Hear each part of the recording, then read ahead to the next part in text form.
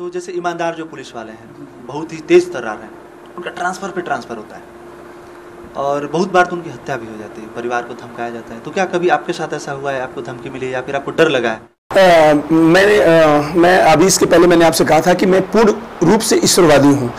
जो ईश्वर को मंजूर है होके रहेगा, और ये ईश्वर की हम पे कृपा है, भगवान की कृपा है कि सच में अगर आपका अंदर से भाव लोगों की सेवा करना, मदद करना, और अगर इस तरह की बातें अगर आपके जीवन में शामिल हैं तो क्यों डर लगना चाहिए।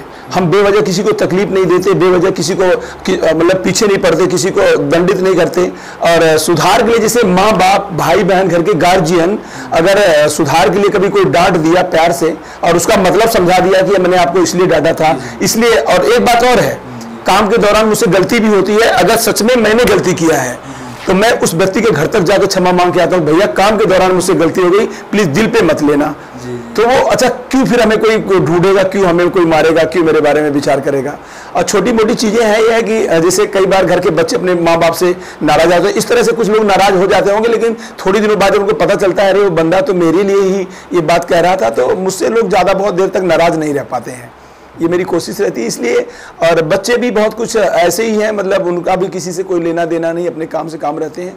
और ड्यूटी के बाद आप मेरे कभी किसी जिन लोगों का घर आना होता है, ये वर्दी पहन के मुझे सरकार का काम करना होता है, नियम कानून को मनवाना होता है, उसी के लिए इसको पहन रखा, तो उस दौरान जरूर होता है। लेकिन बाकी मैं भी आपकी तरह सामान्य सा इंसान हूँ। मेरे घर आएंगे आप तो प्यार करूंगा, मोहब्बत करूंगा और आपका आदर करूंगा।